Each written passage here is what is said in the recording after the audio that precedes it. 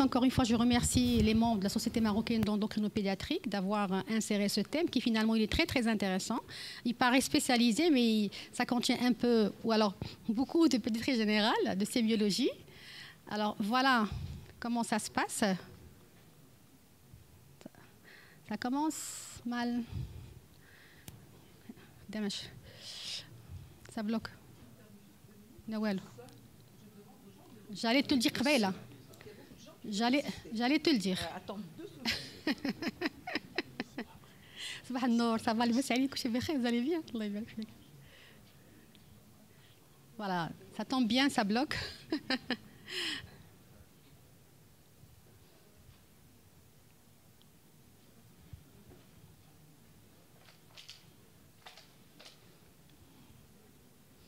Ça bloque, hein.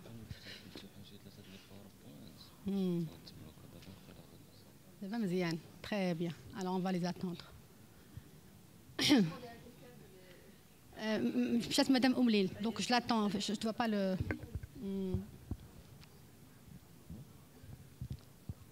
Désolée, encore 5 minutes.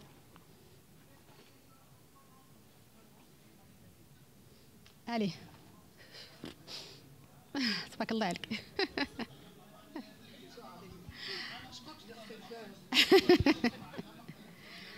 Allez, vite.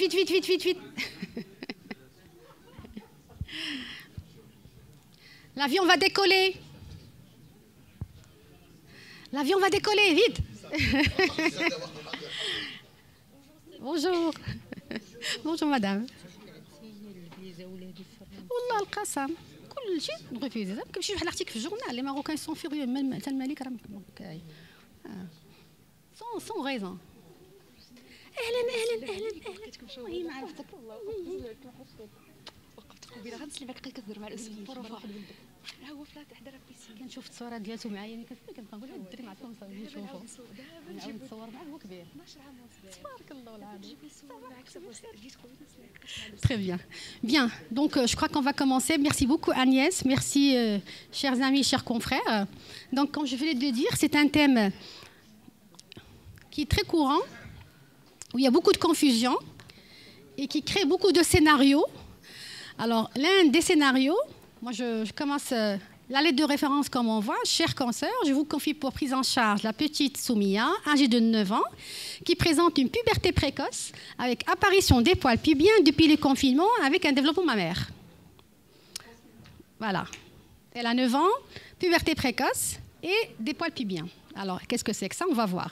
Et la maman, vite, docteur, on m'a dit que ma fille elle fait une puberté précoce, faites vite s'il vous plaît, parce que je ne veux pas qu'elle reste petite, puisqu'on me dit qu'après la puberté, on arrête de grandir. Voilà. Il y a des médecins aussi qui ont cette confusion. Donc, sur ce, on revient à la physiopathe. C'est quoi la puberté? Donc, la puberté, c'est un mécanisme physiologique où il y a un réveil du système du gonadostat de l'axe hypothalamo-hypophysaire, c'est l'axe gonadotrope. Il est influencé par plusieurs facteurs neuro-endocriniens environnementaux, des facteurs génétiques qui rentrent dans la régulation endocrine de la sécrétion du GnRH, c'est l'élément clé, le GnRH, au niveau de l'hypothalamus. Il y a des facteurs inhibiteurs, facteurs excitateurs, et à travers la tige pituitaire, il va synchroniser la synthèse et la sécrétion de la LH-FSH, lesquelles, gonadotrophine, LH et FSH, vont aller faire leur travail au niveau des glandes cibles, le testicule chez le garçon pour sécréter la testostérone et l'ovaire chez la fille pour sécréter l'androgène. Et il y a des signaux périphériques qui interviennent dans la régulation et dans le déclenchement, donc dans les facteurs excitateurs, l'environnement, les perturbateurs endocriniens, etc. Et donc, une puberté, quand elle démarre, donc, il y a un réveil de l'axe gonadotrope, il y a des pics de LH qui deviennent pulsatiles et le pic de LH qui dépasse celui de la FSH. C'est sécrété la nuit et ça fait augmenter l'œstrogène et la testostérone le matin. D'où l'intérêt de faire ces dosages le matin. Et donc, c'est caractérisé par un pic de LH supérieur à 5 et le rapport pic de LH sur pic de FSH, il dépasse 0,6 à 1. Voilà. Et ça, c'est quand ça survient chez un enfant en âge normal. Alors, c'est quoi cet âge normal? C'est entre 8 et 12 et 13 ans chez la fille et entre 9 et 14 ans chez le garçon. Donc, la gonade-arche, c'est GnRH, donc on rappelle, au niveau de l'hypothalamus, puis la LH-FSH au niveau de l'hypophyse, et puis la testostérone ou l'œstradiol, chez aussi bien les garçons et les filles, hein, même les garçons, ils aromatisent leur testo en œstradiol et c'est comme ça qu'ils poussent. Désolée, je vous cache. Voilà. Et donc, une gonade-arche, elle va donner un développement testiculaire chez le garçon et un développement mammaire chez la fille après le réveil de l'axe gonadotrope. D'accord ? À côté, il y a la drainarche. La drainarche, c'est la maturation de la glande surrénale qui, je vous rappelle, c'est une glande de 3 grammes au-dessus du rein qui s'occupe de la sécrétion des 3 hormones, les androgènes au niveau de la réticulée, le cortisol au niveau de la fasciculée et l'aldostérone au niveau de la glomérulée. D'accord ? Et au niveau de la réticulée, à un moment donné, sous l'action du CRH au niveau de l'hypothalamus, de la CTH au niveau de l'hypophyse, la glande surrénale, elle va sécréter le cortisol, elle va sécréter les androgènes surrénaliens, la SDHA, la delta 4, qui vont être à l'origine des odeurs corporelles et de la pilosité pubienne et axillaire. Et donc, une adrénarche ne veut pas forcément dire une puberté précoce. Il faut faire la différence. La puberté normale chez la fille, ainsi, elle va survenir, on va la définir par un développement mammaire, un développement S2, S3, à partir de l'âge de 8 ans. Puberté normale. Du coup, précoce, c'est avant 8 ans, c'est pas 9 ans. Et donc, jusqu'à l'âge de 13 ans, c'est-à-dire que tout ce qui apparaît avant 8 ans, c'est précoce, après 13 ans, c'est tardif, entre 8 ans et 13 ans, ça dépend de la puberté familiale, il faut toujours demander l'âge des règles de la maman. Et puberté, ce n'est pas les règles. Puberté, le démarrage, c'est le développement mammaire. Les règles, la ménarche, elle va venir 1 an et demi à 2 ans après le S2. Et donc, vous avez là un pic de croissance qui va survenir à peu près vers S3, d'accord? Et donc, avant qu'on décélère et qu'on arrête de grandir, on aura pris au moins 20 jusqu'à 25 cm. Donc, la question du scénario, docteur, vite, je ne veux pas que ma fille fasse sa puberté parce qu'elle va arrêter de grandir. Je réponds, mais madame, avant qu'elle s'arrête de grandir, elle aura gagné au moins 20 cm ou 25, ça dépend. Chez le garçon, c'est le développement de la puberté, il est défini par le développement des testicules, d'accord? On a un orchidomètre, donc on peut évaluer en millilitres. Si on n'a pas d'orchidomètre, vous allez mesurer par 1 centimètre. Vous avez une taille qui dépasse 2,5 à 3 cm de longueur sur la largeur. Et c'est le G2, c'est 4 ml. Après, le G3, c'est entre 10, 12 jusqu'à 15 ml. Le G4, c'est le stade de Tanner. Et donc, quand on a un G2 avant 9 ans, c'est précoce, mais entre 9 ans et 14 ans, c'est une moyenne. La même chose, donc une moyenne chez le garçon à 9 ans et demi, on va dire à 11 ans, entre 10 et 11 ans. Et on va dire ici que le pic de croissance pubertaire chez le garçon, il est concomitant au G3. Au moment où on a un développement des testicules, on n'a pas encore de pic. Il y a peut-être encore un ralentissement. Mais au moment où il va passer au G3, qui aura un pic de croissance, au même moment, vous allez avoir le pic de croissance de la verge. D'accord ? Et l'enfant, il fera son développement, son pic pubertaire en même temps que celui de sa verge. Voilà. S'il a un retard pubertaire, c'est que on parle de retard pubertaire quand les signes ils sont absents, il est toujours G1 après 14 ans, et on parle de précoce quand il a G2 avant 9 ans. D'accord ? Les modifications corporelles associées à la puberté, là on est dans la puberté normale, les enfants, bien sûr, le premier signe, c'est qu'ils font un pic de croissance. Et là, je vous montre juste ce qu'elle a montré professeur Linglard tout à l'heure.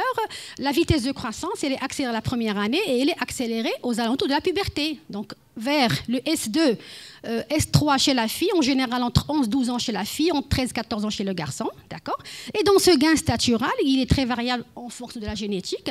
On peut faire jusqu'à entre 25 à 30, ça dépend des enfants.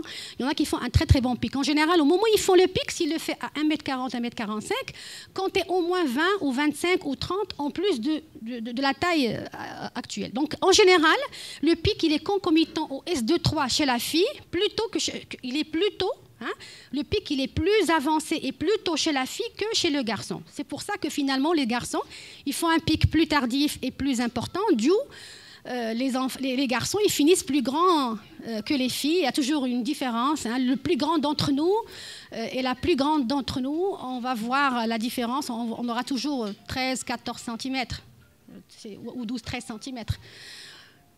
Alors, deuxième manifestation corporelle, donc c'est la prise de poids. On ne peut pas démarrer la puberté avec un petit poids, avec une hypotrophie, donc il y a une prise de poids. Et aussi, elle en a bien parlé, Madame Linglard, le métabolisme osseux, donc il y a un développement de la masse osseuse. Les données radiologiques, on a apparition d'un sésamoïde de pouce. Il survient au moment du pic pubertaire. Et il peut survenir à S2, S3, donc on va voir un âge osseux qu'on va coter à 11 ans chez la fille et à 13 ans chez le garçon. Donc l'âge osseux, il apparaît vers 13 ans chez le garçon et vers 11 ans chez la fille. Alors l'âge osseux, c'est une comparaison de la main gauche de notre enfant à la main gauche de l'atlas de Grealish, où ces mains gauches qu'on a photographiées, ce ne sont pas celles d'enfants marocains, c'est d'une population nord-américaine qui n'a forcément pas la même taille, la même nutrition, le même niveau, la même génétique. Et donc, il ne faut pas s'inquiéter quand votre enfant il a 9 ans et que l'âge osseux il fait 8 ans. Il faut toujours avoir de la marge de 2 ans. Donc, je vais m'inquiéter quand il est trop retardé au-delà de 2 ans et trop avancé au-delà de 1 an. Mais des petites différences. Docteur, il a 9 ans et 6 mois, son âge osseux, c'est 9 ans. Il va avoir 9 ans et 6 mois. On ne peut pas tous être de la même façon. Mais le sésamoïde de pouce, il est important, ça rassure l'enfant.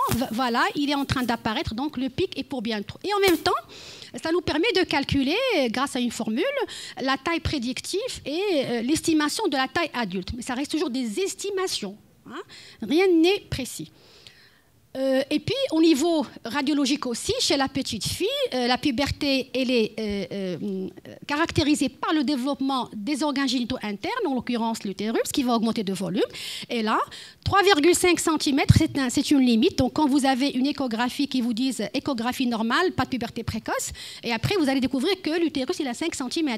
Il faut demander de mesurer l'utérus vessie pleine, demander à la maman de donner à boire à l'enfant pour que le radiologue voit l'utérus, il faut que la vessie soit pleine. Ça, c'est un détail important. Et puis, il faut savoir que 3,5, c'est la limite. Et donc, si vous avez 4 cm de longueur, c'est une puberté précoce.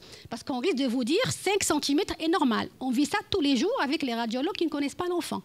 Voilà. Donc, il y a des critères radiologiques, aussi le volume ovarien.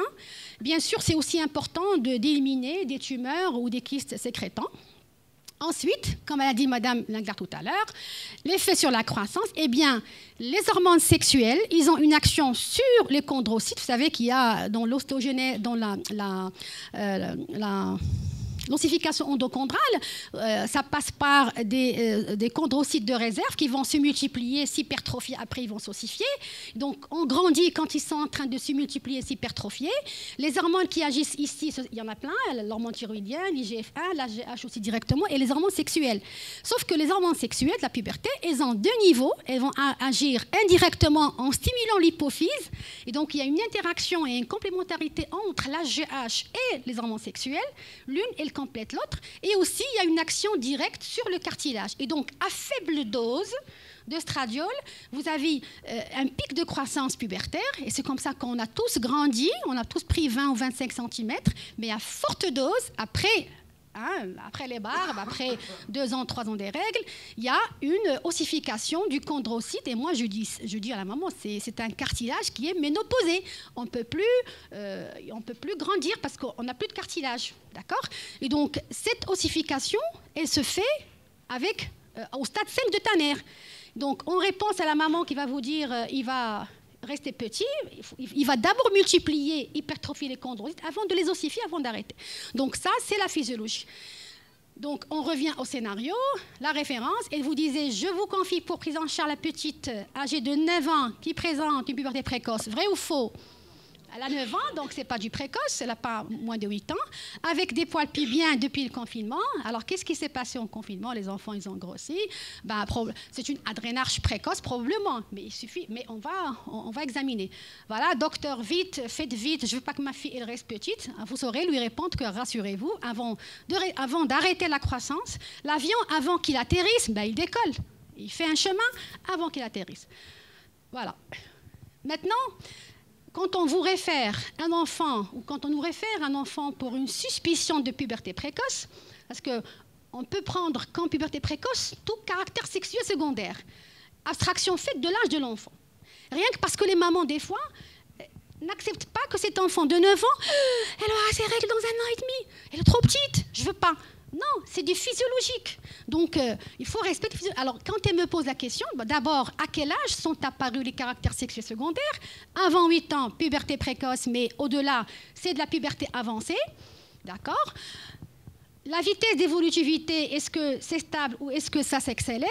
Est-ce qu'il y a des facteurs de l'environnement, au cas où c'est une vraie puberté précoce? Est-ce qu'il y a des facteurs génétiques, l'âge pubertaire des parents par exemple, des grands-mères? Le diagnostic positif, alors une vraie puberté précoce, est-ce que c'est une vraie puberté précoce ou c'est une pseudo-puberté précoce? Les signes cliniques, il faut voir le développement mammaire, parce qu'une puberté précoce, c'est les développements mammaires. D'accord? Volume testiculaire, c'est surtout central ou périphérique chez le garçon, alors que chez la fille, on peut avoir une périphérique avec les glandes mammaires. Les signes de maturation biologique, donc les hormones sexuelles, est-ce qu'elles sont là? Les signes de maturation radiologique, il faut voir l'avance de la maturation de l'âge osseux. Est-ce que cet âge osseux, il est avancé? S'il est avancé d'au moins 1 an et demi, c'est qu'il y a quelque chose qui bouillonne.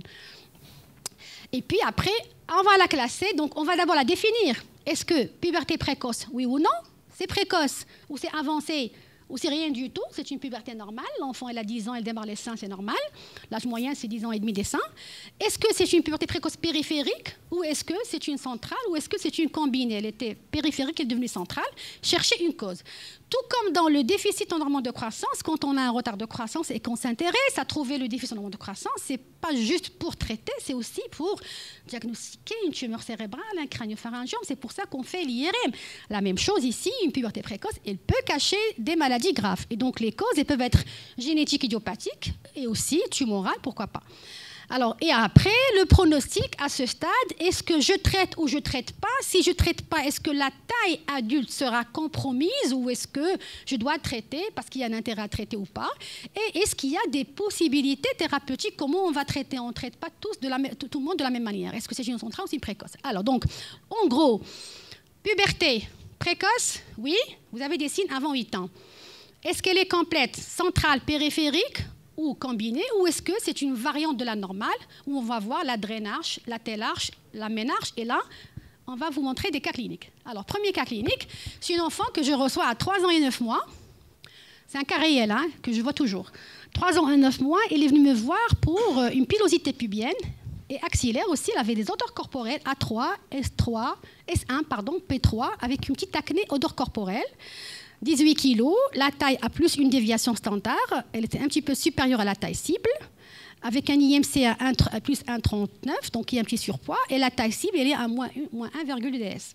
Donc cet enfant qui a de l'acné, qui a on va dire de la drainarche à 3 ans et demi, il faut s'acharner à trouver quelque chose.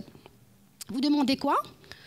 Premièrement, un âge osseux. Alors l'âge osseux, c'était avancé, une fille de 6 ans et 10 mois. Là, il est très avancé. Et dans l'estimation, ça va me donner une taille un petit peu diminuée. L'échographie abdominopelvienne, l'utérus, il est prépubère, inférieur à, je crois c'est juste 25 mm, inférieur à 3,5. Il n'y a pas de... la surrénale, elle est claire, elle est clean, il n'y a rien. Je crois que l'écho surrénal ne montre pas tout.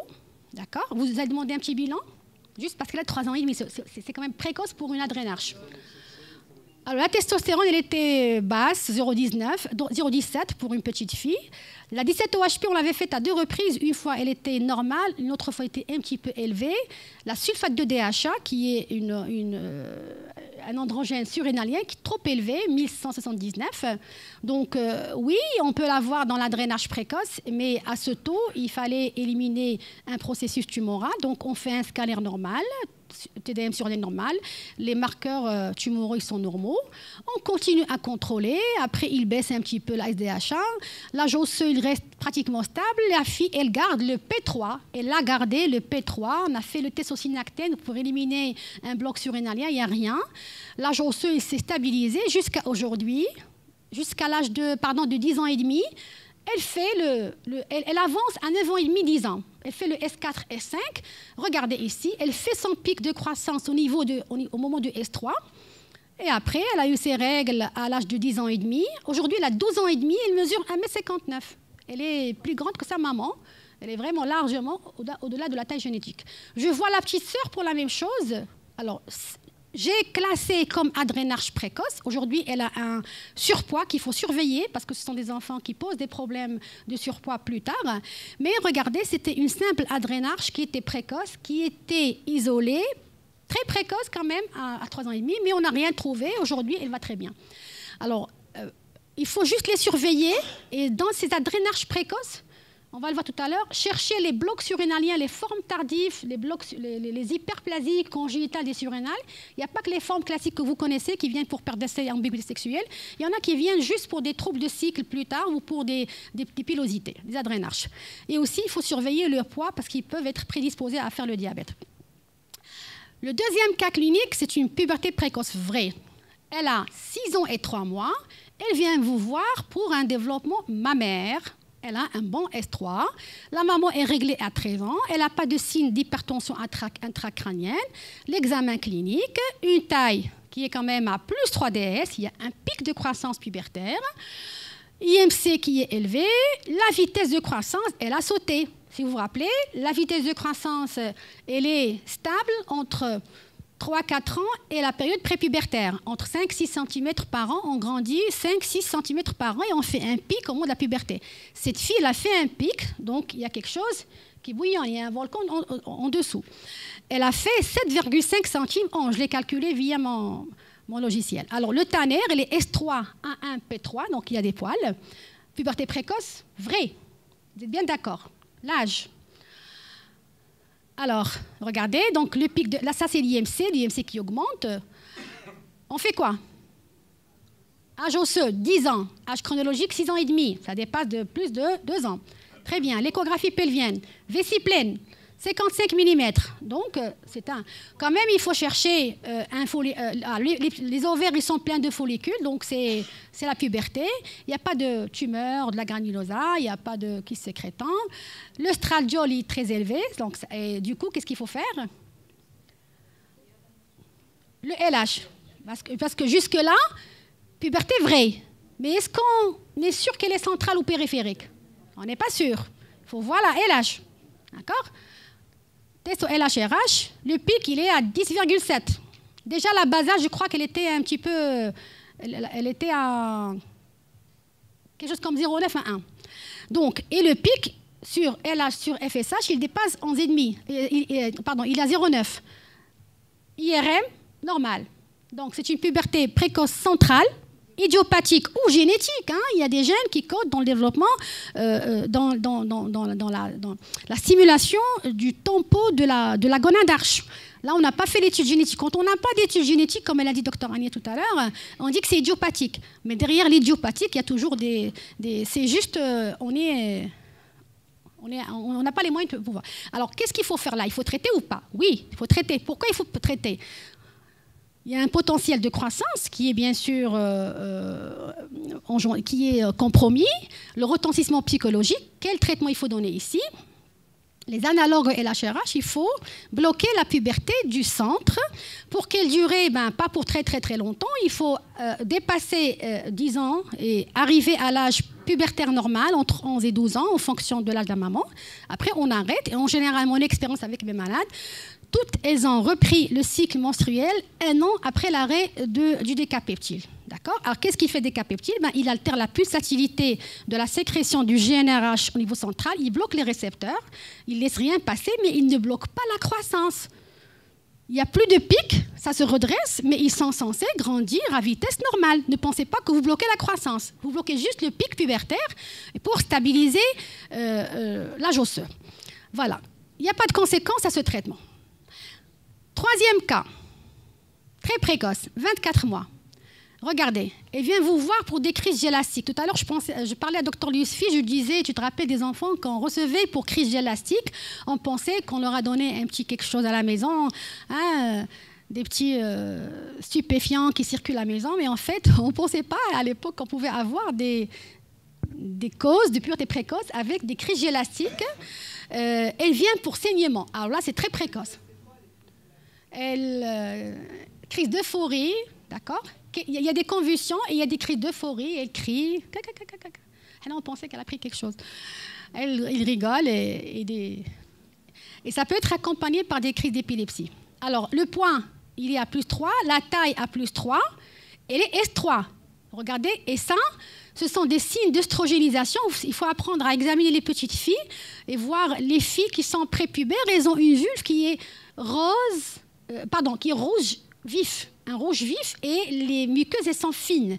Tandis que pendant la puberté, quand il y a de l'œstrogénisation, vous avez un épaississement des grandes lèvres et vous avez la muqueuse qui devient rosâtre, un rose pâle. Donc déjà la couleur.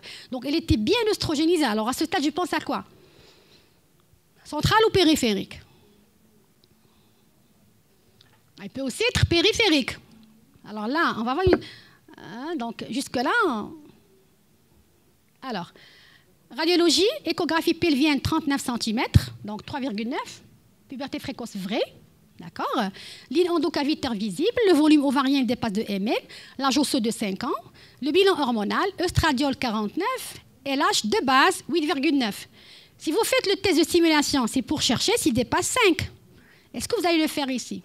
Sachant qu'il coûte 4 000 dirhams au Maroc. Donc, ce n'est pas la peine. Vous avez une basale, alors vous allez faire quoi? Une IRM. Donc là, c'est une centrale. On fait une IRM, très bien. Alors l'IRM, regardez, une tumeur hypothalamique qui ne prend pas le contraste. C'est un amartome hypothalamique, un gros amartome de 12 mm. Alors il faut traiter, il ne faut pas traiter, il faut faire quoi? Il faut opérer. Elle ne fait pas de crise d'épilepsie. Il faut bloquer la puberté, tout simplement. Il faut bloquer, on ne va pas l'opérer. Il faut bloquer. Alors les amartomes, c'est l'une des causes principales de puberté précoce organique chez l'enfant. Donc on n'en a pas beaucoup, mais quand on a, je vous assure que j'en ai 9, mais je vous assure que 3 ou 4, ils sont venus à 3-6 mois, la même année, 3 ou 4 la même année. Donc ça existe, c'est pas très rare quand même, ça existe. On les traite, on les freine et après on les surveille. Pour quelques amartomes dans la littérature qui font des crises d'épilepsie très sévères, il y a un recours à la chirurgie fine. Très bien, donc vous avez vu un cas de puberté précoce centrale idiopathique ou génétique peut-être, on n'en sait rien, et vous avez vu un cas de puberté précoce centrale organique, un amartome. Alors la périphérique, alors c'est quoi la périphérique? Alors dans la périphérique, le gonadostin, il est innocent. L'axe hypothalamo-hypophysaire, il dort encore. C'est pas lui. C'est soit la glande surrénale qui se met à sécréter plus rapidement que d'habitude les androgènes. Allez-y voir les causes. Est-ce que c'est tumoral? Est-ce que c'est un bloc surrénalien? Ou alors est-ce que c'est une simple adrénarche précoce secondaire à des perturbateurs endocriniens? D'accord? Ou est-ce que c'est au niveau des gonades que ça se passe? Là, quand je dis gonades, c'est ou testicules ou ovaires. Eux qui sécrètent, qu'est-ce qui se passe? Est-ce qu'il y a une autonomie des glandes ou alors est-ce qu'il y a des tumeurs au niveau des glandes? D'accord? Soit autonomie, soit tumorale. Dans tous les cas, vous allez avoir un taux de testostérone qui est élevé chez le garçon, qui est l'œstradiol élevé chez la fille. Et remarquez aussi que la testo peut être élevée chez le garçon. Et vous allez avoir un feedback négatif, c'est la LH et la FSH qui sont bas. Ici, le test au LHRH, il va vous montrer, et ne se réveille pas. C'est toujours inférieur à 0,1, inférieur à 0,01, et vous avez une hyper virilisation ou féminisation avec une LH qui est basse. Donc là, on est là. On va voir par des cas cliniques. Ça va être le cas numéro 4. 3 ans et demi, elle vient pour une gynécomastie apparue à l'âge de 2 ans. Bon. 80%, elle est innocente, c'est gynécomastie. On peut avoir un développement mammaire persistant pendant l'enfance, c'est ce qu'on appelle la prémature télarche, qui est isolée, sans avant de la maturation osseuse, sans avant de l'âge osseux, l'utérus, il est toujours prépubère, elle est là. D'accord?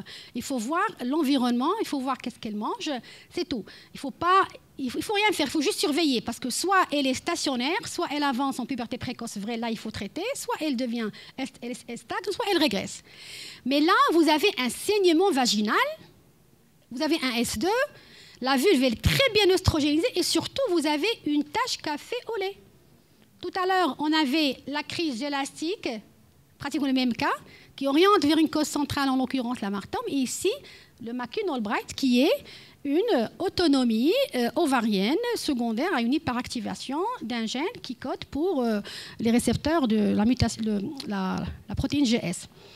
La fille, elle a une grande taille, elle a tous les signes, utérus de 40 mm, donc 4 cm.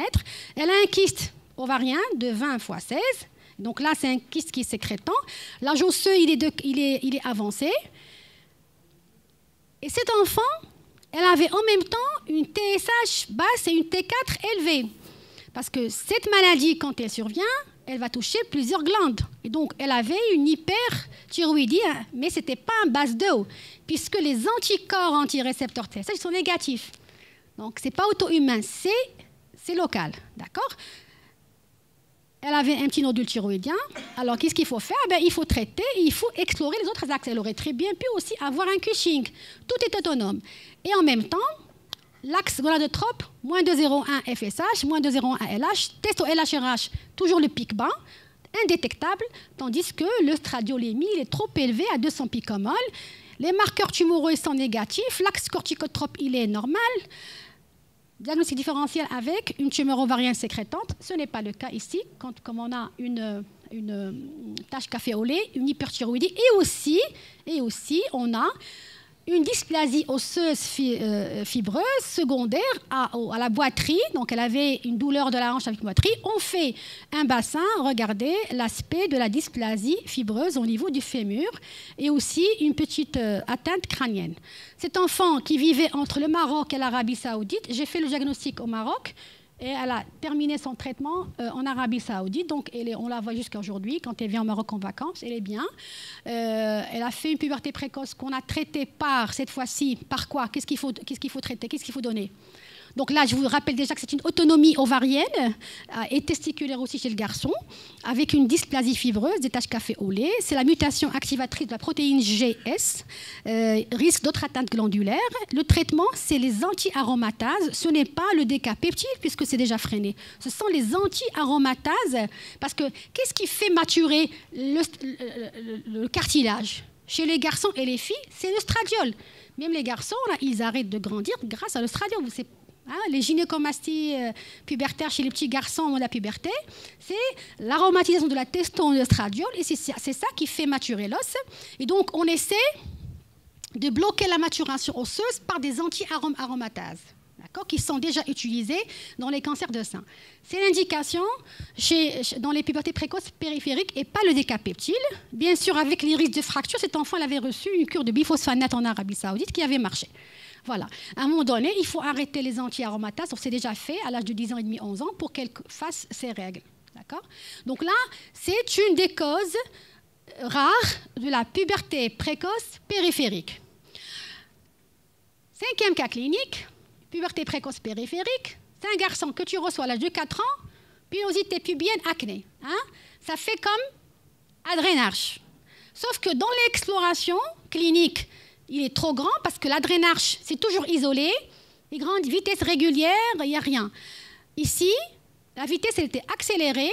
D'accord ? La taille a plus 3 déviations standards. L'acné, la pilosité pubienne, et aussi, c'est quand même à 4 ans, c'est trop précoce. Une adrénarche, quand elle est innocente, c'est 6-7 ans.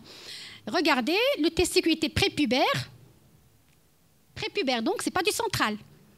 J'ai MP3, une avance de la croissance, testicule prépubère. Donc, je vais dans le périphérique. Dans la surrénale, la 17-hydroxyprogestérone est élevée, c'est la base, 18 nanogrammes. Donc, pas la peine de faire un test au synactène. C'est un bloc en 21 hydroxylase que je ne peux pas qualifier une forme non classique, que je qualifie une forme virilisante pure, puisqu'on a fait l'étude génétique. Elle avait un âge osseux aussi qui était avancé, il était 11 ans. Et l'étude génétique, elle a été faite chez professeur Morel à l'époque et qui était positif. Donc, je vous rappelle la voie de biosynthèse du cortisol. Dans votre glande surrénale, vous avez la voie de synthèse du cortisol. Donc, vous avez le cortisol, l'aldostérone et les androgènes. Dans le bloc surrénalien, ça bloque ici, à ce niveau. Et du coup, vous n'avez pas d'androgène, vous n'avez pas de cortisol, vous n'avez pas d'aldostérone, mais vous avez des androgènes en excès. Mais dans ces formes Comme ça, le blocage n'est pas complet. Du coup, les enfants n'ont pas eu de perte de sel. Et ça serait une fille, elle n'aurait pas eu d'ambiguïté sexuelle. Et c'est pour ça qu'ils viennent vous voir un peu tardivement. D'accord? C'est donc l'excès des androgènes qui est à l'origine de la virilisation et qui peut aussi donner, dans la forme classique chez la fille, un bloc surrénalien infantile avec une ambiguïté sexuelle. Alors, dans les hyperplasies congénitales des surrénales, les formes classiques, vous les connaissez, les formes virilisantes pures, vous les connaissez, et les formes non classiques et un peu tardives, ce sont elles qui vous donnent les pseudo-pubertés précoces, l'acné, l'hirsutisme et voire stérilité. Il y en a qui sont découverts par le gynécologue pour les troubles de fertilité. C'est là où on découvre la 17-hydroxyprogestérone élevée. D'accord? J'en vois beaucoup, moi j'en vois beaucoup dans ma série. Là, est-ce qu'il faut traiter une forme non classique? Non. Par l'hydrocortisone, on n'en a pas besoin. Mais celui-là, il avait une forme évolutive, virilisante pure, avec une avance de la maturation osseuse. On a traité par l'hydrocortisone. On a confirmé l'étude génétique. On a démarré le traitement. On surveille. À l'âge de 5 ans, qu'est-ce qui se passe? Dans l'examen, on trouve que l'enfant il continue à grandir. Il avait un testicule qui n'est plus à 3 ml, il est à 5 ml. Il augmente de volume. Qu'est-ce que c'est que ça? Une puberté qui était périphérique et qui devient par quel mécanisme? Est-ce qu'on va faire une IRM? Chercher un amartome? Non. On va faire un test au LHRH, oui. En même temps, l'enfant il continue à grandir. LHRH, bon, le pic de LH il était à 8,8, le rapport 2,6. Donc c'est une centrale où en fait, c'est une combinée. Elle était périphérique et elle devient centrale. C'est ce qu'on appelle les pubertés précoces combinées. Là, on va traiter, on va freiner par le décapeptide. Mais qu'est-ce qui s'est passé? En fait, pendant le moment où l'enfant n'était pas traité, il avait des androgènes qui étaient aromatisés en oestradiol et qui exerçaient un rétrocontrôle négatif sur l'axe hypothalamique hypophysaire. Et quand moi, j'arrive avec mon traitement hormonal substitutif, je lève l'inhibition. Et tout se passe comme une excitation. Et secondaire au traitement des enfants, attention, les gens qui traitent les enfants, les HCS, quand on arrive en retard, toujours après le traitement, il faut surveiller, ils peuvent faire une vraie puberté précoce centrale. Et dans lesquels cas, il faut freiner par le décapeptide. Voilà. Le 6e cas clinique, et le dernier, mais il est intéressant celui-là. Elle a 2 ans et demi. Elle vient me voir pour pilosité pubienne à l'âge de 13 mois. Alors, après ces cas cliniques, vous pensez à quoi? Il n'y a que les poils, il n'y a pas de sein. Il y a un pic de croissance, elle grandit beaucoup, elle a une voix qui est très rock, on dirait un homme. Elle a de l'acné, une taille, elle a bien grandi, 1,2 m pour 2 ans et demi, ça fait plus 4,5 DS. Elle a accéléré à 15 cm en la vitesse de croissance. Elle est S1, A1, P3. On reste où? Hypophyse, gonade ou surrénal? Surrénal, bravo. Signe de virilisation. La mère, elle insiste, elle vous dit, alors regardez le bourgeon. Les poils et bourgeons. Et la mère, elle vous dit, docteur, ma fille n'était pas comme ça. Le bourgeon, il est en train de pousser progressivement. Depuis qu'elle avait 6 mois, c'était pas comme ça. 1 an, c'est pas comme ça. Ça augmente de volume régulièrement. Il faut apprendre à écouter les mamans. Elles sont très sémiologiques. Quand elles ne sont pas hystériques, des fois, elles sont très sémiologiques. Non, mais c'est vrai. Wallah, avant de dire qu'elles sont hystériques, les mamans, elles parlent bien. Il faut les écouter. Moi, j'ai appris avec les mamans. Alors, acné du visage, pilosité pubienne P3, voix rock, le bourgeon qui augmente. Et c'est progressif. On est dans les ambiguïtés ici, dans les DSD. C'est quoi ces DSD qui va vous donner une virilisation à l'âge de 2 ans et demi? Ça existe, les filles qui se virilisent, les 5-alpha-réductases, mais c'est plus tard, c'est à l'adolescence. C'est trop tôt pour un 5-alpha-réductase. Hypothèse, DSD bloc en 5-alpha trop tôt, hyperandrogyne dans la surrénale. Autre investigation, il faut faire quoi? L'échographie. Normal, surrénale n'est pas vue. L'âge osseux, 7 ans et demi, 3 ans de différence. La génétique, allez, XX, même si on a vu l'utérus. Il n'y a pas de chromosome Y dans les parages. Vous voulez quoi? Quelle IRM? Surrénalienne. Et la biochimie, tu fais pas la en attendant l'IRM qui coûte 3500 dirhams. En attendant. Alors, je vais voir les hormones surrénaliennes. Alors, ionogramme normal, 7 OHP normal. Donc, c'est pas... Le bloc surrénalien, s'il y avait une ambiguïté, un bloc en 3 bêta ou un autre bloc qui va viriliser, le bourgeon serait hypertrophié dès le départ. La mère, elle nous dit, attention, c'est progressif. L'androstendione, trop élevé, 7,9. La testo, 8. Waouh, très élevé. Est-ce que quelqu'un la pique? Non. La DHT normale. SDH1, 1032. On fait quoi? On reste dans la surrénale. Ah oui, moi j'ai fait un scanner. Hop, hop. Masse surrénale droite de 25,5 x 15, c'est un adénome surrénalien. D'accord? Qui est confirmé, ça c'est l'anapathe. C'est confirmé par l'histologie, donc c'est un adénome surrénal. Il faut faire quoi ici? Il ne faut rien faire, il faut surveiller. Il ne faut rien faire. On a enlevé l'adénome, les signes ont régressé, mais la voix elle est restée rock. Alors, est-ce qu'il faut les lâcher dans la nature? Non. Qu'est-ce qui s'est passé chez l'enfant qui avait un bloc surrénalien fort tardif? Une fois on a démarré l'hydrocortisone, une fois on a levé l'inhibition, elle va faire la même chose. Bon, déjà, comme message, attention, quand vous avez un taux de testo trop élevé lors de l'exploration d'une adrénarche avec ou SDHA trop élevé, faites un scanner surrénal. L'échographie ne montre pas grand-chose des fois. Ou alors l'enfant, des fois, il a des gaz, et le radiologue n'a pas bien visualisé la surrénale. Et ça ne montre rien en général, l'échographie, c'est le scanner. Après, tu peux faire l'IRM si le scanner n'a rien. Nous, des fois, on fait l'IRM. Donc, au cours de la surveillance, la petite, à 4 ans, elle continue à faire une vitesse qui est régulière, 9,8 cm/an, et elle développe des seins, S3. S3 à l'âge de 4 ans, avec un utérus de 36 mm, l'âge osseux qui a avancé, et le LHRH, il était en faveur d'une puberté précoce centrale vraie, et donc, celle-là aussi, elle a fait une puberté précoce combinée, donc secondaire à la périphérique, et on l'a traitée. D'accord? Aujourd'hui, elle a quel âge? 10 ans et demi, 11 ans? Non, 10 ans? 11 ans, elle a 11 ans. Non, il n'a pas régressé. Oui, bonne question. Il n'a pas régressé le bourgeon. Et elle harcèle le professeur Sbahi pour la réduction, mais on n'est pas d'accord pour le moment. Déjà, dans les ambiguïtés, Agnès est perdu quelque chose. Quand vous avez juste l'hypertrophie du bourgeon, alors que vous avez 2 orifices, respectez l'enfant, laissez-le faire son choix plus tard. Parce qu'on risque surtout quand il n'y a pas beaucoup d'experts, on risque d'entraver sa vie sexuelle plus tard. Hein. Donc, la maman, elle est trop inquiète. Là, elle nous harcèle pour ça, parce que pour elle, elle va commencer à faire pipi à l'école. Mais nous, on est en train de temporiser. Il faut la laisser.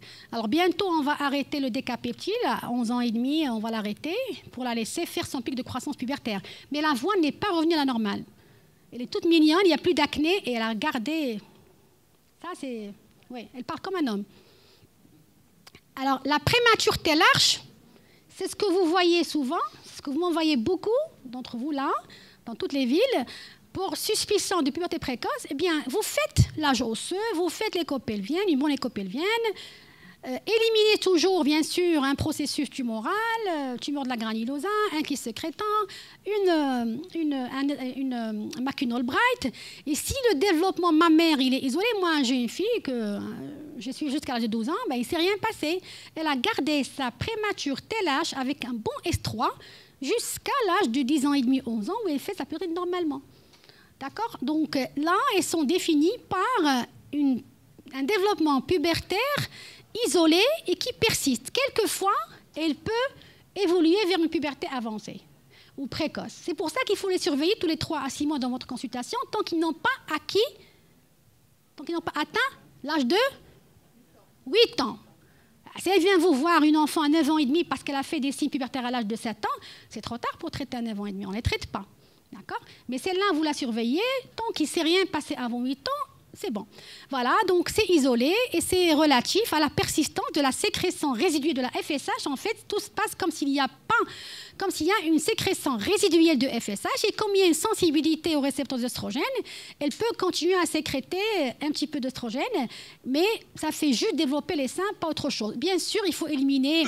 Bon, dans le parcours, j'ai trouvé pas mal de choses. Une fois, j'ai trouvé un enfant qui était sous une crème émolliente, le Dexeria, je crois, et qui contenait du parabène. Donc là, il faut voir... C'est un peu comme quand vous avez des Cushing, vous ne comprenez pas pourquoi. La mère, elle est en train de mettre un dermocorticoïde sans vous le dire. La même chose, il y a des crèmes émollientes aussi qui peuvent stimuler les récepteurs des oestrogènes. Donc, il faut voir dans votre environnement. Une fois, j'ai une enfant qui venait justement des régions du sud du Maroc, je crois de Dakhla, et qui prenait Halib Naqa, je ne sais pas. Dès que j'ai arrêté Halib Naqa, tout est rentré dans l'ordre. Donc après, on va leur conseiller un régime alimentaire, entre guillemets, si on peut faire du bio, d'accord, éviter là où on peut avoir des perturbateurs endocriniens, d'accord, sans plus, et continuer à les surveiller. Il faut donner quelque chose aux malades et continuer à surveiller, d'accord? Ça fout mal chez les parents de faire un bilan qui coûte trop cher et il n'y a rien. Et pour elle, elle est stressée parce qu'elle a des seins, cette fille. La mère, elle est stressée, elle ne veut pas voir les seins. Et toi, tu lui dis, il n'y a rien, tout va bien, il faut juste rassurer. Et à chaque fois, vous demandez des bilans, faites ceci, faites cela. Ils perdent de l'argent et en contrepartie, ils n'ont rien. Ils ont toujours le sein qui est là. Donc, il faut savoir les écouter, faire des approches pédagogiques. Voilà, donc cet enfant, l'âge osseux, il est pas avancé, le pic LH est normal, elle a continué à grandir normalement, elle était très grande parce que les familles, ils étaient grands. La prémature ménarche, c'est rare, j'en ai vu très rarement, c'est un saignement isolé qui va venir peut-être 1 an après les règles. En arabe dialectal, on appelle ça rachim. Et ça, c'est vos arrière-grand-mères qui vont vous le dire. Rachim, rachmata. Donc, جات ومشات les règles. En fait, حنا حجات il faut traduire à Agnès. Donc, autrefois, les mamans ne s'inquiétaient pas. Maintenant, ça nous inquiète. Et donc, il faut faire un examen local quand même, ce qui est enseignement. Chercher un traumatisme des organes génitaux externes, un traumatisme, un corps étranger vaginal, un abus sexuel, une vaginite, une tumeur génitale, tache café au lait, toujours quand il y a des saignements très précoces, pensez toujours au McCune-Bright. Le GnRH pour éliminer une puberté précoce centrale, un amartome évolutif. L'âge osseux est toujours égal à l'âge chronologique. L'écopelvienne pour éliminer un kyste ovarien, une puberté précoce, une pseudo-puberté précoce périphérique, tumeur ovaire ou autre. Mais en fin de compte, c'est un diagnostic d'élimination. C'est une prémature ménarche isolée, tout simplement. Donc, les messages clés, puberté précoce centrale en général, chez la fille, il y a un développement mammaire, où le saignement ne fait pas la différence avec la pseudo-puberté précoce périphérique. Donc, si elle saigne, cette fille, ça peut être central comme périphérique. Le LHRH, il est accéléré. Il faut faire une IRM qui est toujours normale, pratiquement tout le temps normale chez la fille, mais attention, chez le garçon, elle est plus organique chez le garçon que chez la fille. Et la pseudo-puberté précoce, l'absence de développement testiculaire, elle peut faire la différence chez le garçon entre une périphérique et centrale. C'est-à-dire qu'il a des signes pubertaires, une adrénarche, testicule prépubère, ça c'est périphérique. Tandis que chez la fille, elle a des seins, on peut dire que ce n'est pas périphérique. Ça peut être ou central ou périphérique. Voilà, ici le LHRH il est indétectable et il faut toujours éliminer les causes tumorales, que ce soit gonadiques ou surrénales. Et je vous remercie.